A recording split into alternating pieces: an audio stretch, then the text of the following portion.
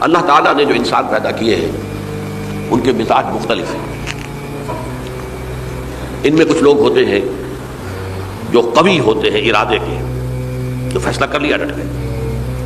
کچھ لوگوں میں وہ قوت ارادی اتنی مضبوط نہیں ہوتی، وہ ادھر ادھر سوچتے رہتے ہیں. کچھ لوگ جسمانی طور پر بہت توانا ہوتے ہیں، کچھ لوگ جسمانی طور پر پیدائشی طور پر کمزور ہوتے ہیں. تو اگر کوئی قوت ارادی کمزور رکھنے والا شخص ہے، وہ بھی تو اللہ کی تخلیق ہے، اللہ کا بندہ ہے، خطاؤں کا ظہور ہو جاتا ہے، توبہ کرتا ہے، پھر کچھ عرصے کے بعد پھر خطا کا ظہور ہو جاتا ہے، پھر توبہ کرتا ہے. تو ہم تو یہ سمجھیں گے کہ ایک حد کے بعد پھر اس کی توبہ قبول نہیں ہونی چاہیے. لیکن حدیث سنیے. وعن ابی ہریرہ رضی اللہ تعالی عنہ قال قال رسول اللہ صلی اللہ علیہ وسلم ان عبدا اذنب ذنبا، یقیناً ایک بندہ جو ہے وہ ایک گناہ کرتا ہے. فقال، پھر وہ کہتا ہے رب، اے میرے پروردگار، اذنبت فاغفر لی، مجھ سے گناہ ہو گیا ہے، مجھے معاف فرما دے. فقال ربہ، تو پروردگار یہ کہتا ہے اعلم عبدی ان لہ ربا یغفر الذنب ویأخذ بہ، میرا یہ بندہ یہ جانتا ہے کہ اس کا ایک رب ہے جو گناہ معاف بھی کر سکتا ہے اور سزا دے بھی سکتا ہے. کیا معنی ہوئے؟ گناہ اس نے کیا ہے لیکن جانتا ہے اللہ کو کہ وہ معاف بھی فرما سکتا ہے، تبھی تو وہ اللہ سے معافی کی درخواست کر رہا ہے. اس کے اس جاننے کی بنیاد پر، اس کے اس علم کی بنیاد پر، اس کے اس ایمان کی بنیاد پر فرمایا غفرت لعبدی، میں نے اپنے بندے کو معاف کر دیا. ثم مکث ما شاء اللہ، پھر وقت گزرا جتنا کہ اللہ نے چاہا. ثم اذنب ذنبا، پھر اس سے گناہ ہو گیا. فقال رب اذنبت ذنبا فاغفر، پھر کہتا ہے پروردگار مجھ سے گناہ ہو گیا، پھر مجھے معاف فرما دے. فقال ربہ، اللہ فرماتا ہے عالم عبدی ان لہ ربا یغفر الذنب ویأخذ بہ، میرا بندہ ہے نا جو جانتا ہے کہ اس کا ایک رب ہے، ایمان باللہ اس کے اندر ہے، تبھی تو پکار رہا ہے. اور یہ بھی جانتا ہے کہ وہ گناہ معاف بھی کر سکتا ہے اور چاہے تو پکڑ بھی سکتا ہے، سزا بھی دے سکتا ہے. تو فرمایا، اللہ تعالیٰ فرماتے ہیں میں نے فرمایا کہ میں نے معاف کر دیا. ثم مکث ما شاء اللہ، پھر ایک عرصہ گزرا اس کے بعد. ثم اذنب ذنبا، پھر اس نے گناہ کیا. قال رب اذنبت ذنبا آخر، اس نے کہا پروردگار میں نے تو پھر ایک اور گناہ کر دیا، فاغفر لی، مجھے بخش دے. فقال اعلم عبدی ان لہ ربا یغفر الذنب ویأخذ بہ، میرا بندہ جانتا ہے نا کہ اس کا ایک رب ہے جسے وہ پکار رہا ہے، اور وہ جانتا ہے کہ اسے اختیار حاصل ہے کہ چاہے تو بخش دے اور چاہے تو پکڑ لے. اس کے اس علم، اس ایمان کی بنیاد پر میں نے اسے معاف کر دیا. ایک اور حدیث، میں نے چونکہ اس گفتگو کے لیے ان احادیث کا تفحص کیا ہے، یہ تو بہت ہیں حدیثیں، میں نے ان میں سے کچھ چنی ہے. ہمارے بعض واعظ ناصح وہ بھی کسی شخص کو روکتے رہے، برائیوں سے روکتے رہے، نہیں رکتا تو کہیں غصے میں آ کے اللہ تجھے کبھی معاف نہیں کرے گا. یہ کتنا بڑا جرم ہے، اس کا اندازہ کیجیے اس حدیث سے. تم میرے بندے کو میری رحمت سے مایوس کر رہے ہیں، کتنا بڑا جرم ہے، اس کا اندازہ کیجیے. یہ مسلم شریف کی روایت ہے عن جندب، حضرت جندب رضی اللہ تعالی عنہ سے، ان رسول اللہ صلی اللہ علیہ وسلم حدث، کہ اللہ کے رسول صلی اللہ علیہ وسلم نے ایک واقعہ بیان کیا. ان رجلا قال، کہ ایک شخص نے یہ کہا واللہ لا یغفر اللہ لفلان، کہ خدا کی قسم اللہ تعالیٰ فلاں شخص کو کبھی معاف نہیں کرے گا. وان اللہ تعالیٰ قال، اس پر اللہ تعالیٰ نے یہ فرمایا من ذا الذی یتعالی علیہ، یہ کون ہے جو میرے اوپر حکومت کرنے والا آ گیا، جو میری طرف سے حکم لگا رہا کہ میں کبھی معاف نہیں کروں گا. من ذا الذی، کون ہے وہ شخص، الذی یتعالی علیہ انی لا اغفر لفلان، کہ میں فلاں شخص کو کبھی معاف نہیں کروں گا. قد غفرت لفلان، اس کو تو میں نے معاف کر دیا. واحبطت عملہ، اس شخص کے تمام اعمال میں نے ضائع کر دیے کہ تم نے میرے بندے کو مایوس کیا. یہ ہے جرم کی انکار. تو توبہ کی دعوت دیتے رہو، توبہ کے لیے لوگوں کو آمادہ کرتے رہو، توبہ جو ہے اس کے لیے ترغیب دیتے رہو.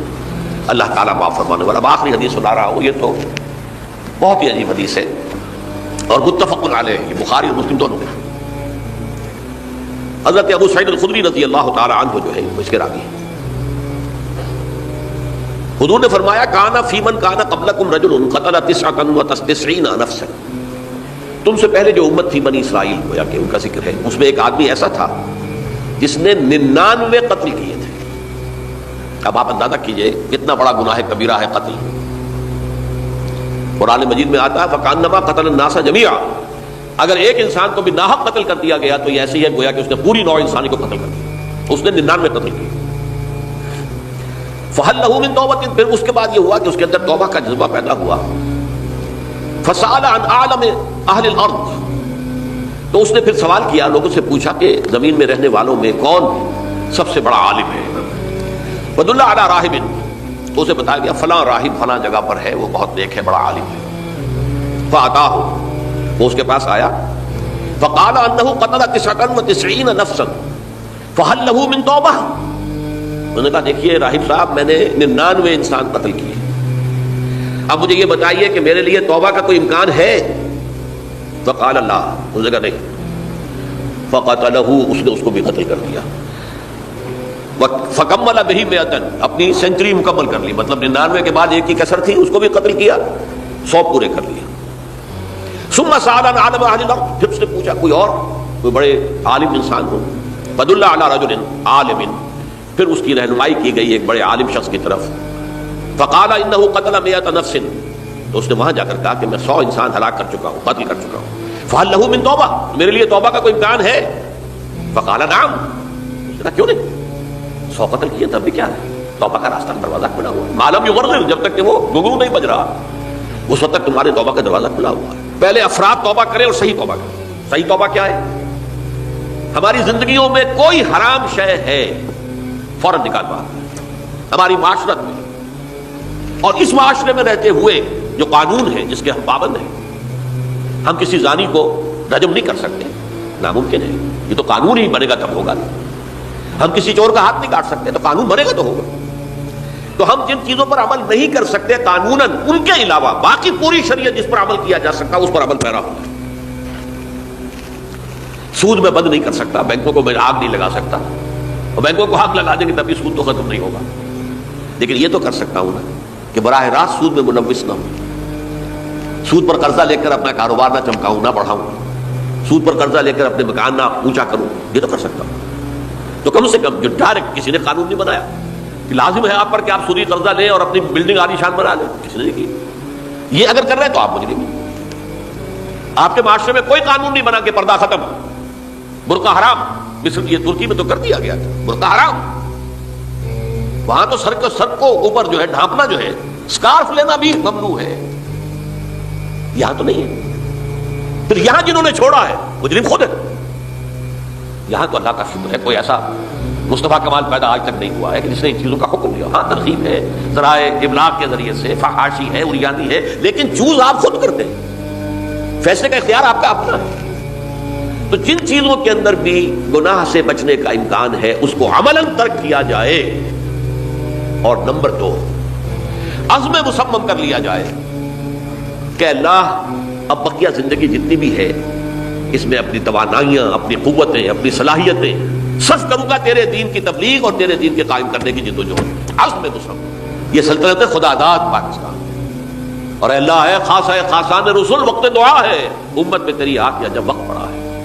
میں اپنے احساسات جو ہیں آپ کے سامنے الفاظ میں بیان نہیں کر سکتا۔